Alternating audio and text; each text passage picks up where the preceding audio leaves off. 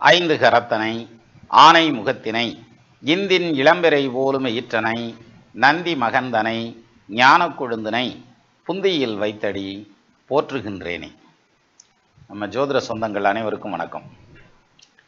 ராகு கேதுவும் வக்ர கிரகமும் இது ரொம்ப ஒரு முக்கியமான இடம். சிலருக்கு வக்ரம்லாம் ஒன்றும் பிரச்சனை இல்லை. அது கமெண்ட்ல கூட ஒரு நண்பர் போட்டிருந்தார். அதாவது இடமாறு தோற்ற பிழை தான், ஜோதிடத்தில் வக்ரத்துக்கு பலன் எடுக்கிறதுல அப்படி ஒன்றும் முக்கியத்துவம் கொடுக்க வேண்டியதில்லை அப்படிங்கிற மாதிரியான ஒரு பாயிண்டில் கூட சொல்லியிருந்தாங்க. அஃப்கோர்ஸ் அது மாதிரியும் எடுக்கலாம், ஏன்னா அவங்கவுங்க கருத்து தானே. இது எது சரியாக வருதோ அதை ஃபாலோ பண்ணிக்கலாம். இப்போது வக்ரம் பெற்ற கிரகங்கள் அப்படின்னு எடுத்துக்கிட்டால், நம்ம சேனலில் நிறைய வக்ரம் பெற்ற கிரகங்களை பற்றின எடுத்துக்காட்டு ஜாதகங்கள், அதை பற்றின எக்ஸ்ப்ளனேஷன் நிறைய இருக்குது. அதில் ஒரு விஷயத்தை நீங்கள் திருப்பி பார்க்கலாம். அதாவது நேர்கதியில் போகிற கிரகத்துக்கும் வக்ரகதியில் போகிற கிரகத்துக்குமான வித்தியாசம்னு எடுத்துக்கிட்டால் நேராக 180 டிகிரி திருப்பமாக இருக்கும். ஏன்னா வக்ரம்னாலே அதான் ஆப்போசிட் டைரெக்ஷனில் ஏற்று வந்துக்கிட்டு இருக்கு அப்படின்ற மாதிரியான அமைப்பு. அதே மாதிரி பலனுமே ஏற்று தான் வரும். இப்போ ஒரு எடுத்துக்காட்டாக வச்சுக்கிடுவோம். குரு ஆட்சி பெற்று யோகம் கொடுக்கக்கூடிய விதத்தில் உட்காந்துருக்கார். ஒரு எடுத்துக்காட்டாக சொல்லணும்னா தனாதிபதியாக உட்காந்துருக்கார். எது? கும்ப லக்னத்துக்கு 2ஆம் இடத்துல குரு தனாதிபதியாக உட்காந்துருக்கார். யோகத்தை கொடுக்கக்கூடிய விதத்தில் உட்காந்துருக்கார். இது பிரமாதமான யோகத்தை கொடுக்கும். நல்ல சம்பாத்தியம், பொருளாதாரம். ஏன்னா தனஸ்தானாதிபதியும் குரு தான், லாபஸ்தானாதிபதியும் குரு தான். அப்போ செப்பிய தனத்தி லாபம் தனியராய் அவர்கள் பொன்னன் அப்படின்னு நிறையா அதுக்கான கவிகள்லாம் இருக்குது. அப்போ 2-11க்கு அதிபதிங்கிறது ஆட்சியாய் நிற்கிறதுங்கிறதுனால ரொம்ப பிரமாதமான யோகத்தை கொடுக்கும். பொருளாதார விருத்தி, சொத்து சுக விருத்தி, நல்ல மனைவி, நல்ல குடும்பம், நல்ல குழந்தைங்க அமையிறதுங்கிறது, சொத்து பத்து வாங்கிறதுங்கிறது, கையில் ஃப்ளோட்டிங் கேஷ் வச்சுக்கிறதுங்கிற மாதிரியான பிரமாதமான பலன்கள். இப்போ இதே குரு வக்ரம் ஆயிட்டா அதுக்கு நேர ஆப்போசிட்டாக போயிடும். குடும்பத்தில் பிரச்சனை வர்றது, தொழிலில் பிரச்சனை வர்றதுங்கிறது, சொத்து சுகம் சம்மந்தப்பட்ட பிரச்சனைகளை சந்திக்கிறதுங்கிறது, இது மாதிரி நிறைய கன்ஃபியூஷன்ஸை கொடுக்கறதுக்கு வாய்ப்பு இருக்குது அந்த 2ல் குரு வக்ரம் ஆனால். அப்போது பிரச்சனைகளை வக்ரமான கிரகம் நேர் எதிராக கொடுக்கும் அப்படின்னா ரொம்ப கஷ்டப்படுவாங்க அப்படின்ற மாதிரியான டைம் அந்த பீரியடில் சொல்லலாம். இப்போ நான் என்ன சொல்ல வரேன்னா, இப்போ பாருங்கள், ஸ்க்ரீனில் அந்த எடுத்துக்காட்டு காமிக்கிறேன். லக்னம் கும்ப லக்னம், 2ஆம் இடத்துல குரு ஆட்சி பெற்ற நிலையில் நிற்கிறார். இப்போ இந்த குரு தசை யோகமாக இருக்குமா அப்படின்னா மிக பிரமாதமான யோகமாக இருக்கும். அதுவும் சம்பாதிக்கிற வயசில் இந்த குரு தசை வந்துருச்சுன்னா நல்ல சம்பாத்தியம், பொருளாதார விருத்தி, தொழில் விருத்தி, சொத்து சுக விருத்தி அத்தனையும் கொடுக்கும். பட் இந்த குரு வக்ரம் ஆயிடுச்சு அப்படின்னா குடும்பத்தில் பிரச்சனை, பொருளாதாரத்தில் பிரச்சனை, ஹெல்த்தில் ப்ராப்ளம், இடம் விட்டு இடம் மாறுறது, இருப்பிடத்தில் பிரச்சனை வர்றதுங்கிறது, சொந்த பந்தத்தோட பிரச்சனையாகி பாய்ச்சிக்கிறதுங்கிற மாதிரியான அமைப்பு, இப்படி நெகட்டிவாகவே பேசிட்டு போவோம். சரி, அப்போது ஒரு வக்ரமான கிரகம் நேர் எதிரான பலனை செய்யும் அப்படிங்கிறது தெரியுது. சரி, இப்போ இந்த வக்ர கிரகம் பாசிட்டிவ் பலன் செய்யாதா அப்படின்னா பாசிட்டிவாகவும் பலன் செய்யும். அது எப்படி செய்யும் அப்படின்னா ஒன்றும் இல்லை, இந்த காம்பினேஷனோட கூடுதலாக ராகு அல்லது கேது இங்கே கனெக்ட் ஆகுதுன்னு வச்சுக்கோங்க. குரு ராகு சேர்ந்திருக்கார், அதில் குரு வக்ரமாக இருக்கார். இப்போ நல்லா இருக்குமா அப்படின்னாக்க, இப்போது அந்த முதல்ல குரு ஆட்சியாக இருக்கல ஒரு யோக பாக்கியம் சொன்னேன் பாருங்க, தொழில், பொருளாதாரம், குடும்பம், நல்ல குழந்தைங்க அப்படின்னு சொன்னேன் பாருங்க, அது டபுள் பங்காக கொடுக்கும், பெரிய அளவில் கொடுக்கும். ஏன்னா இந்த இடத்துல ராகு கேட்டலிஸ்ட் ஆகிடுவார், வினையூக்கியாகி அவர் செய்ய வேண்டிய வேலையை குரு செய்ய வேண்டிய வேலையை அப்படி சரக்குன்னு பிடிச்சி இழுத்து விட்டுருவார். இந்த ஒரு ட்ரெயின் போகுதுன்னா முன்னால் ஒரு இன்ஜின் பிடிச்சி இழுத்துட்டு போகும், பின்னால் ஒரு இன்ஜின் தள்ளிட்டு போகும்ல, அப்படி டபுள் இன்ஜின் வேகத்தில் போக ஆரம்பிச்சிடும் அப்படின்ற மாதிரியான அமைப்பு இந்த வக்ரம் பெற்று ராகுவோட சேர்றது. சப்போஸ் அந்த இடத்துல ராகு அது கனெக்ட் ஆகலை, வக்ரம் மட்டும் இருக்குன்னா ஃபுல்லி நெகட்டிவ். சரி, வக்ரம் ஆகலை, நேர்கதியில் இருக்குது, அப்போ நல்லா இருக்கும் அப்படின்ற மாதிரியான அமைப்பு. அப்போது வக்ரம் ஆகாமல் ராகு கூட சேர்ந்ததுன்னா என்ன ஆகும்? அப்படி ஒரு கான்செப்ட் உண்டு இல்லையா? அப்படி இருந்ததுன்னா என்ன செய்யும் அப்படின்னா, இப்போ வக்ரம் ஆகலை ஆனால் குரு ராகு சேர்ந்துருக்காங்க, இப்போ யோகமாக இருக்குமா அப்படின்னா மிக பிரமாதமான யோகமாக இருக்கும். இப்போவும் கொஞ்சமும் அதனுடைய பலன் குறையாமல் ஜம்முன்னு நடக்கும். ஆனால் இப்படி இருக்குன்னு வச்சுக்கோங்க, அதாவது ராகு 2ல் நிற்கிறார், குரு அங்கே கூட இல்லை, அவர் நீசமாக இருக்கார், 6-8-12 எங்கேயோ போயிட்டார் அப்படின்னாக்க இந்த குரு தசை துவைச்சு தொங்க விட்டுரும்னுவாங்க இல்லையா, அது மாதிரி துவைச்சிவிடும். அப்போது ஒரே ஒரு தசை தான், அது வக்ரமாகையில் ஒரு மாதிரியான பலன், வக்ர நிவர்த்தி ஆகையில் ஒரு மாதிரியான பலன், வக்ரமாகி ராகு கேதுவோட இருந்தால் அதுக்கு ஒரு மாதிரியான பலன், அல்லது வக்ரம் இல்லாமல் ராகு கேதுவோட ஆட்சி வீட்டில் இருந்தால் தனியான பலன், நீச வீடு அல்லது பகை வீட்டில் இருந்தால் அதுக்கு தனியான பலன், இப்படி விதவிதமாக பிரியும். ஒரே பலன் தான். இப்போ குரு ராகு சேர்ந்துருந்துச்சுனாக்க கோடீஸ்வர யோகம், சிலர் குரு கேது சேர்ந்துருந்ததுன்னா கோடீஸ்வர யோகம் அப்படின்றோம். பட் குரு கேது சேர்ந்துருந்துச்சுன்னா நிச்சயமாக அவங்களுக்கு கடன் இருக்கும். கடன் இல்லாமல் இருக்க முடியாது. எல்லாத்துக்கும் தான் கடன் இருக்குது, யாருக்கு தான் கடன் இல்லை? இந்தியாவில் தான் கூட இந்தியாவே கடனில் தான் இருக்குது அப்படின்னாக்க அது என்னமோ வாஸ்தம் தான். ஆனால் கேது குரு சேர்ந்து அந்த கேது தசையோ குரு தசையோ நடந்துச்சுன்னு வைங்களேன், அபரிமிதமான கடன் சொல்கிறாங்க இல்லையா, அதாவது தன்னுடைய வாழ்நாள்லையும் அவங்க பார்க்காத கடனை அப்போ பார்ப்பாங்கங்கிற மாதிரியான அமைப்பு. அப்போ கொஞ்சம் ஹெவியான கடன் வரும் அப்படின்ற மாதிரியான அம்சம். சரி, இப்போ இந்த வக்கரம் பெற்ற கிரகங்கள் ராகு கேதுவோட இணைஞ்சிருந்தால் அது யோகத்தை செய்யும் அப்படிங்கிறது தான் இதில் ஃபார்முலா. சரியா? இந்த ஃபார்முலா வந்து நீங்கள் அப்ளை பண்ணி பாருங்கள், நிறைய ஜாதகங்களில் பர்ஃபெக்டாக மேட்ச் ஆகிடும். அதாவது நான் வந்து 100% மேட்ச் ஆகும்னு சொல்ல முடியாது. இந்த விதின்னு இல்லை, எந்த விதியுமே மேட்ச் ஆகாது. இன்னும் சொல்லணும்னா அதாவது பாடல்களில் கொடுத்துருக்கிற பலன்கள் வந்து 100% எல்லா ஜாதகத்துக்கும் மேட்ச் ஆகும்னு சொல்ல முடியாது. ஒரு சில ஜாதகத்தில் மிஸ் ஆகிறதும் உண்டு. அதில் தான் அந்த சகட யோகத்தை பற்றி கூட ஒரு வீடியோவில் சொல்லியிருந்தேன். அதாவது குருவுக்கு சந்திரன் 6-8-12 இருந்தால் அகடில்லா மன்னனுக்கு 6-8 வியத்தில் இகடில்லா மதி இருந்திடின் சகட யோகமாம் இதில் பிறந்தோர்க்கெல்லாம் விகட துன்பம் விழையும் அறிட்டமே அப்படின்னு சொல்லி ஒரு கவி இருக்குது. அப்போ குருவுக்கு சந்திரன் 6-8-12 இருந்தால் அந்த ஜாதகர்கள் பொருளாதார ரீதியாக கஷ்டப்படுவாங்க அப்படின்னு இருக்கு. ஆனால் ஜவஹர்லால் நேரு ஜாதகத்தில் அந்த சகட யோகம் இருக்குது. அப்போ அவர் என்ன கஷ்டப்படுற குடும்பத்திலேயே பிறந்தார்? பிறக்கிறப்பயே சில்வர் ஸ்பூன் தானே. அது மாதிரி விதிவிலக்குகள்ங்கிறது வந்து எல்லாத்துலேயுமே உண்டு. அந்த வகையில் இங்கே நம்ம எடுத்துக்கிட்ட சப்ஜெக்ட் வந்து வக்ரம் பெற்ற கிரகங்கள் ராகு கேதுகளோடு அப்படின்னு எடுத்துக்கிறோம். அப்போது வக்ரம் பெற்ற கிரகம் ராகு கேதுவோட கனெக்ட் ஆகிறதுங்கிறது எப்படி கனெக்ட் ஆகும்?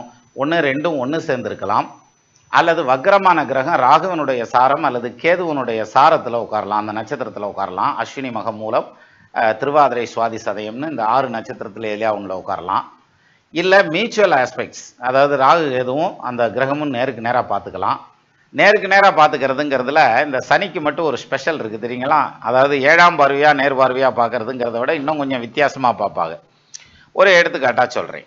சனி வந்து மிதுனத்தில் இருக்குது, அதே இது வந்து ராகு வந்து சிம்மத்தில் இருக்குது அப்படின்னு வச்சுக்கோங்க. இப்போ சனி வந்து வக்ரமாயிருக்காருன்னு எடுத்துக்கிடுவோம்.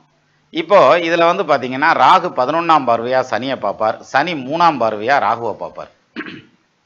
இதுவும் மியூச்சுவல் ஆஸ்பெக்ட்ஸ் தான். அப்போ நேருக்கு நேரம் 7ஆம் பார்வையாக இருக்கணும் அப்படிங்கிற பாயிண்ட் எல்லாம் ஒன்றும் கிடையாது, இப்படியும் இருக்கலாம் அப்படிங்கிறது தான்.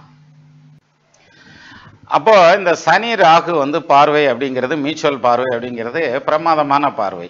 இதே இது இன்னும் இது மாதிரி ஏதாவது ஒரு விதத்தில், அதாவது வக்ரமான கிரகங்கள் ராகு கேதுவோட ஏதாவது ஒரு விதத்தில் கனெக்ட் ஆனால் போதும், பார்த்துக்கிறதுங்கிறதோ அல்லது நட்சத்திர சாரம் வாங்கியிருக்கிறது ஒன்று சேர்ந்துருக்கிறதுங்கிறது ஏதாவது ஒரு விதத்தில் சேர்ந்திருந்தால் நிச்சயமாக அந்த திசை யோக திசையாக நடக்கும். அதுக்கு பல ஜாதகங்களை நம்ம எடுத்துக்காட்டாக பார்த்துருக்கோம், எல்லாமே வந்து ஏற்கனவே வீடியோவாக இருக்குது. சரி, இது ஒரு பக்கம் இருக்கட்டும். இப்போ எந்த ஒரு விதியுமே வந்து 100% எல்லா ஜாதகத்துக்கும் பொருந்தும் அப்படின்னு சொல்ல முடியாது அப்படிங்கிறது நம்ம ஏற்கனவே நிறைய இடங்களில் பார்த்துருக்கோம். அப்போ இந்த விதிக்குமே விதிவிலக்குகள் வரும்ல. அப்படின்னா என்ன விதிவிலக்கு அப்படின்னா, இப்போது ஒரு கிரகம் வக்ரம் ஆயிருக்கு சார். இந்த வக்ரமான கிரகம் ராகு அல்லது கேதுவுடைய சாரம் வாங்கியிருக்கு, அல்லது அதனுடைய ஏதோ ஒரு விதத்தில் சம்மந்தப்பட்டு அப்போ நம்ம என்ன ஃபார்முலா?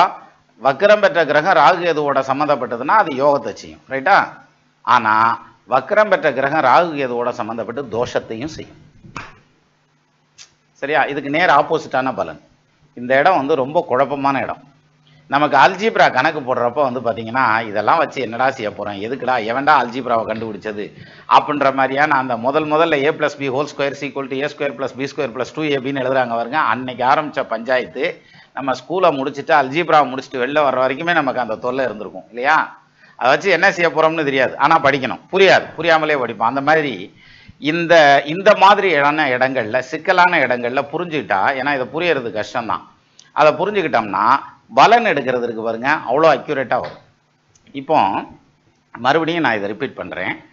ஒரு கிரகம் வக்ரமாகி ஏதாவது ஒரு விதத்தில் ராகு கேதுவோட கனெக்ட் ஆனால் அது யோகமாக வேலை செய்யும். எப்போ? அந்த பர்டிகுலர் வக்ரம் பெற்ற கிரகத்தினுடைய திசை அல்லது ராகு கேது எது கூட இருக்கோ அந்த கிரகத்தினுடைய திசை எது கனெக்ட் ஆகிருக்கோ அந்த திசை. இது வந்து பாசிட்டிவான பலன், அதாவது ரொம்ப யோகமாக வேலை செய்யும்.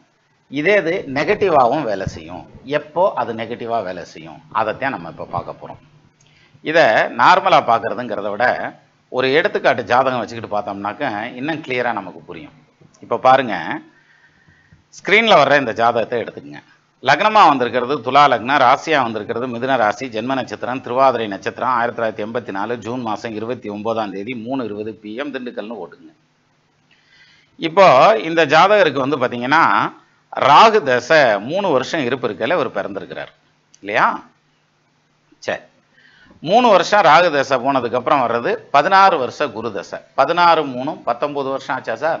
சரி, 19 வயசுக்கு அப்புறம் வர்றதுங்கிறது சனி தசை வரும். அப்போ இது எவ்வளோ நாளைக்கு நடக்கும்? அதாவது கிட்டத்தட்ட 19 வயசு 2 மாசத்துல ஆரம்பிக்கிற சனி 35 வருஷம் 7 மாசம், சாரி 38 வருஷம் 2 மாசம் வரைக்கும் இருக்கும். 19 வயசுல ஆரம்பிச்சு அங்கிட்டு 19 வருஷம் நடக்கும். எது? சனி தசை. இப்போ கேள்வி சிம்பிள் தான், இந்த சனி தசை எப்படி இருக்கும்? அதாவது சனி வந்து செவ்வாயோட சேர்ந்திருக்கிறார், அதனால சனி செவ்வாய் சேர்க்கை போச்சு, அதனால இந்த இது வந்து பயங்கரமா இருக்கும் சனி தசை அப்படின்லாம் சொல்லக்கூடாது. என்ன காரணம்னா இங்க பயங்கரமெல்லாம் இருக்காது. ஏன் பயங்கரமா இருக்காது அப்படிங்கிறதுக்கு ஒரு கருத்து சொல்லவா? சனி செவ்வாய் சேர்க்கை அப்படிங்கிறதுல சனி ஆட்சியாவோ உச்சமாவோ செவ்வாய் ஆட்சியாவோ உச்சமாவோ உட்காந்துட்டா அது யோகமா வேலை செய்யும், தோஷமா இருக்காது. இதுக்கும் நம்ம எடுத்துக்காட்டு போட்டிருக்கோம், வாழ்க்கையில வெற்றி அடைஞ்ச ஜாதகங்களை காமிச்சிருக்கோம். சரி, அப்போ இந்த சனி செவ்வாய் சேர்க்கையில வந்து இங்க சனி உச்சமா இருக்கார், அதனால இந்த மார்ஸ் அண்ட் சாட்டர்ன் காம்பினேஷன்ங்கிற அந்த ஒரு பாயிண்ட்டை கழட்டி விட்டுருங்க. இப்ப யோசிங்க, இப்போ வந்து இந்த சனி தசை யோக தசையா அல்லது தோஷமான தசையா எப்படி இருக்கும் என்னன்னு யோசிக்கலாம். இப்ப பாருங்க, நம்ம ஆய்வுக்கு சனியை மட்டும் எடுத்துக்கிறோம். சனி வந்து ரெட்ராகேட் ஆகியிருக்கார், உச்சம் பெற்று வக்கரம் பெற்று நீச பலனுக்கு போயிடுறார், ரைட்டா? சரி, இப்போ இந்த வக்கரமானவர் யாரு காலில் உட்காந்துருக்காருன்னு பாருங்க. சுவாதி நட்சத்திரம் 3ஆம் பாதம், அதாவது ராகுவனுடைய நட்சத்திரத்துல உட்காந்துருக்காரு. இப்போ மறுபடியும் நம்ம முதல்ல சொன்ன பாயிண்ட்டுக்கு வாங்க. அதாவது வக்கரம் பெற்ற கிரகங்கள் ராகு கேதுவோடு அமர்ந்திருந்தால் அல்லது அதோட தொடர்பு கொண்டிருந்தால் அது மிகப்பெரிய யோகமாக செயல்படும், கரெக்டா? அதான் விதி. ஆனா இங்க வந்து பாத்தீங்கன்னா உச்சம் பெற்ற கிரகம் வக்கரம் பெற்ற நிலையில நிற்கிறார். அந்த வக்கரம் பெற்ற கிரகம் எப்படி இருக்கிறாரு? ராகு சாரம் வாங்கியிருக்கார். இது வரைக்கும் ஓகே, யோகத்தை செய்யுமா சனி தசை அப்படின்னா இந்த சனி தசை குரூரமான திசை, கடுமையான திசை.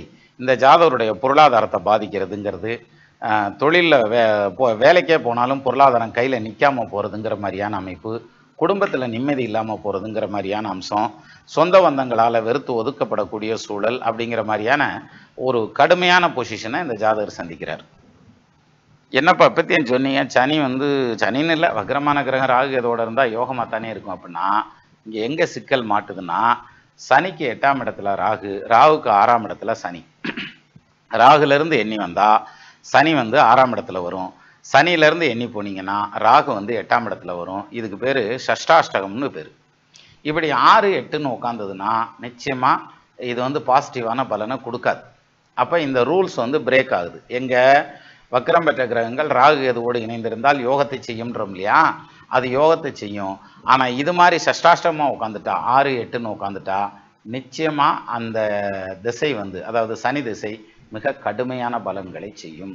இதை விட இன்னொரு முக்கியமான விஷயம் என்னன்னா சனி தசை ராகு புத்திங்கிறது இன்னும் கடுமையாக இருக்கும் அப்படின்ற மாதிரியான பாயிண்ட்.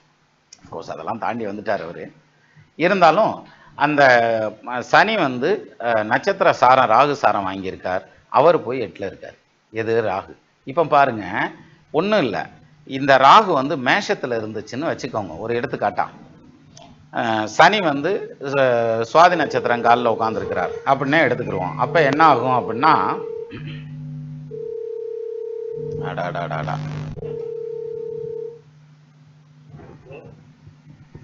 வைப்பா, நான் கூப்பிடுறேன், உனக்கு காலில் இருக்கேன்டா, அது நான் வை, நான் கூப்பிடுறேன். சரி, அப்போ சனி வந்து சுவாதி காலிலேயே உட்காந்துருக்கார், ராகு வந்து மேஷத்தில் உட்காந்துருந்தாருன்னு வச்சுக்கோங்க. ராகு வந்து சனியை பார்ப்பார், சனி வந்து ராகுவை பார்ப்பார், 2 பேரும் ஒருத்தர் மியூச்சுவலாக பார்த்துக்குவாங்க. அப்போ இது யோகமான ஜாதகமாக மாறிடும் அப்படின்ற மாதிரியான அமைப்பு. அப்போ இந்த தசை வந்து மிகப்பெரிய யோக தசையாகவே மாறிடும் அப்படின்ற மாதிரியான அம்சம். அடாடாடாடா, மிகப்பெரிய யோக தசையா மாறிடும் அப்படின்ற மாதிரியான அம்சம் இதுல உண்டு. அப்போ எந்த ஒரு விதிக்குமே வந்து அதுக்கான விதிவிலக்குகள் இருக்கும் அப்படின்னு பேசுகிறோம் இல்லையா? இந்த இடத்துல வந்து பார்த்தீங்கன்னா வக்கரம் பெற்ற கிரகமாக இருந்தாலும் அது ராகு கேதுவோட தொடர்பில் இருந்தாலும் அந்த ஃபார்முலாவும் ஃபெயிலர் ஆகிறதுக்கான அமைப்பு அப்படிங்கிறது இந்த மாதிரியான ஜாதகத்தில் பார்க்கலாம். அப்போது வக்ர கிரகங்கள் ராகு கேது தொடர்புங்கிறது ஒரு மிகப்பெரிய ராஜயோகம். அப்போ எப்படி அது ராஜயோகம் கொடுக்குதோ அதுக்கு ஈக்குவலாக இது நெகட்டிவாகவும் பிரச்சனையை உருவாக்கணும்ல, அதே இது நெகட்டிவ்ல மைனஸில் பிரச்சனையை கொண்டு போயிடும் அப்படின்ற மாதிரியான ஒரு அம்சம் தான் இந்த ஜாதகம். அப்போது இப்போ நமக்கு வந்து இந்த வக்ர கிரகங்களோடு ராகு கேது எப்படி வந்து ரியாக்ட் பண்ணுது அப்படிங்கிறத வந்து ஓரளவுக்கு அனுமானிச்சிருக்கலாம். இதை நம்ம இன்னும் நிறைய ஜாதகங்களில் ப்ராக்டிஸ் பண்ணி பாருங்கள், இன்னும் பர்ஃபெக்டாக பலன் எடுக்க முடியும். மீண்டும் நம்ம இன்னொரு வீடியோவில் சந்திக்கலாம். நமது நண்பர்கள் ஆள் போல் தழைதழைத்து அருகது போல் வேரூன்றி மூங்கில் போல் கிளை கிடைத்து முதியாமல் வாழ்ந்திருக்க வாழ்கவன வாழ்த்தி அமைகிறேன். வணக்கம்.